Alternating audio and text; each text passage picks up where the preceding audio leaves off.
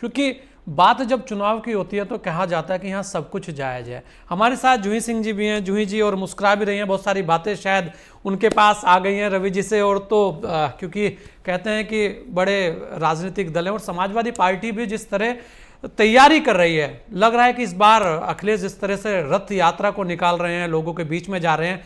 लेकिन यहाँ भी एक यही बात है कि जूही जी आप देखें लगातार जो जातिगत राजनीति पर केंद्रित होते जा रहे हैं दल, और ये एक बहुत बड़ी चिंता का विषय भी है, क्योंकि अगर केवल जातियों पर केंद्रित हो जाएंगे तो कुछ ही जातियां हैं जो शायद एक तादाद में हैं और फिर उन्हीं का वर्चस्व रहेगा। जो आम जो छोटी छोटी जातियां हैं फिर उनका क्या होगा? एक सवाल तो ये है। दूसरी बात, जो चुनाव है उसके अंदर विकास मुद्दा क्यों नहीं, उसके अंदर कानून मुद्दा क्यों नहीं, उसके अंदर जो वर्तमान की परिस्थितियां हैं वो मुद्दा क्यों नहीं, उसके अंदर और बहुत सारे मुद्दे हैं। आप देखिए, चाहे वो कोविड की बात हो, महामारी है, उससे लड़ना है, उसकी लड़ाई के लिए क्या हो सकता है वो भी मुद्दा हो सकता है, और भी बहुत सारे मुद्दे हो सकते हैं। लेकिन ये सारी चीजें छोड़कर जातिगत आधार पर बांटने की जो कोशिश है, पहले धर्म के आधार पर बटे, अब जाति के आधार पर बटेंगे, फिर छोटे छोटे मोहल्ले और क्षेत्र के आधार पर बट जाएंगे। जूही जी। संजय जी, पहले तो रवि जी ने कहा कि योगी आदित्यनाथ बहुत निश्चिंत नजर आ रहे हैं और अपने विकास के कार्य गिना रहे हैं।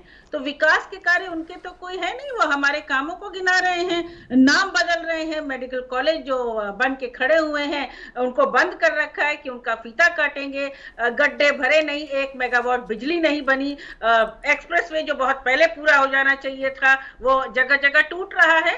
बेरोजगारी बढ़ रही है, साथ ही बेरोजगारों पे लाठी डंडे बरसाए जा रहे हैं, आरक्षण का हनन कर रहे हैं, महिला अपराध निरंतर उत्तर प्रदेश में बढ़ रहे हैं। और कोविड, आपने बात की कोविड की दुर्व्यवस्था, हर व्यक्ति ने अपने परिवार के, अपने जानने वाले के एक व्यक्ति को तो कम से कम खोया है। और इसलिए नहीं कि उसको कोविड हो गया था, इसलिए कि एम्बुलेंस नहीं थी, बेड नहीं थे, ऑक्सीजन नहीं थी, जिसको मुख्यमंत्री ने कहा नहीं ऐसी कोई बात नहीं, क्योंकि मुख्यमंत्री तो व्यस्त थे, वो तो प्रचार कर रहे थे।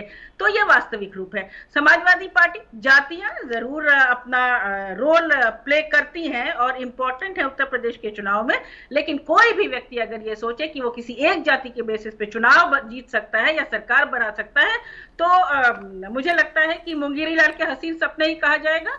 2012 में हमने भी सरकार बनाई। शहरी क्षेत्र जिसमें कहा जाता था कि समाजवादी पार्टी का कोई आधार नहीं है, हम ग्रामीण क्षेत्र की पार्टी हैं, हमने शहर की सीटें जीती भारतीय जनता पार्टी को, लखनऊ, कानपुर, वाराणसी, गोरखपुर, बहुत सारे ऐसे महानगरों से हटाया और एक सफल सरकार चलाई। सरकारें जब काम करती है, मैं अपनी बात कह सकती हूँ, अगर हम एक्सप्रेसवे बनाते हैं, अगर हम HCL लाते हैं, हम स्टेडियम बनाते हैं, हम उत्तर प्रदेश को दुग्ध उत्पादन में सबसे ऊपर ले जाते हैं, हम इन्वेस्टमेंट लाते हैं, हम सैमसंग की फैक्ट्री लगवाते हैं जिसका क्लेम बाद में कोई भी कर सकता है, हम कैंसर हॉस्पिटल बनवाते हैं, तो उसमें एक जाति के लोग तो जाते नहीं है, सभी जातिगत लोग उस पर जाते हैं। तो बातें करना, अपना ये घोषणा पत्र में लैपटॉप की बात हम करते हैं और हम देते हैं। योगी आदित्यनाथ तो अभी प्लान बना रहे हैं। जनता इस बात को समझती है और युवा भी इस बात को समझते हैं, अपनी आवाज में उठाएंगे।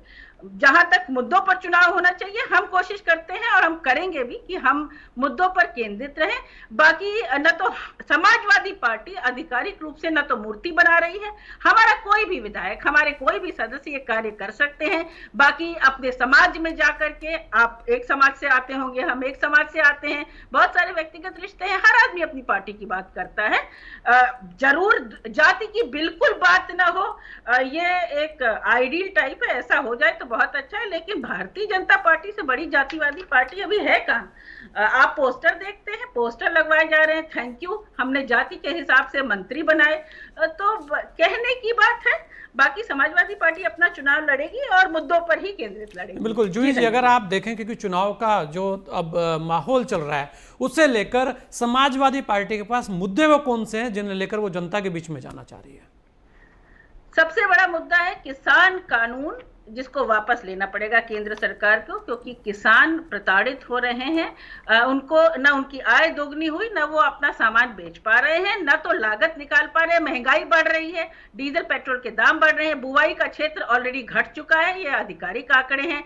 साथ ही बेरोजगारी, उत्तर प्रदेश में 40 लाख से ज्यादा रजिस्टर्ड हो गए हैं। एक रोजगार आयोग बनाने के लिए कहा था योगी आदित्यनाथ ने, वो भी नहीं बना, ये कोविड की पहली लहर में कहा था। दूसरी बात, दुर्व्यवस्था, हमारी जो स्वास्थ्य सेवाएं चरमरा गई हैं, और जैसे हम बिल्कुल भी आगे प्लान नहीं कर रहे। ये कहा जा रहा है कि तीसरी लहर आने वाली है, टीकाकरण की स्लो गति बिल्कुल एकदम एक मुद्दा होगा। महिलाओं के प्रति अपराध, और सबसे ज्यादा सरकार की असंवेदनशीलता। मुख्यमंत्री के ये कह देने से कि कोई अपराध नहीं हो रहे, रोजगार का एक गलत वीडियो अपने उस पे ट्विटर हैंडल पे एक मुख्यमंत्री डालता है, इससे बड़ी त्रासदी उत्तर प्रदेश के लिए क्या हो सकती है। प्रधानमंत्री आते हैं, प्रधानमंत्री शुभकामनाएं और बहुत काम की तारीफ करते हैं मुख्यमंत्री की, तो हम मानते हैं कि आज उत्तर प्रदेश में अगर जनता परेशान है तो इसमें कहीं ना कहीं प्रधानमंत्री का भी आशीर्वाद है योगी आदित्यनाथ के साथ, तो उनका भी जवाब लिया जाएगा। बाकी आपकी ट्रिपल इंजन की सरकार है, आप कहते थे बहुत कुछ आप बदल सकते थे। समाजवादी पार्टी तो एक क्षेत्रीय दल आप कहते हैं, जिसने 2012 से 2017 तक सरकार चलाई अपने संसाधनों से। आपकी रुकावटों के बाद जो मेट्रो हम लाए, उसकी आपने अप्रूवल तक नहीं दी कि हम वो मेट्रो रन कर सकते हैं, वो सरकार बदलने के बाद आपने दी। तो ये जनता जानती है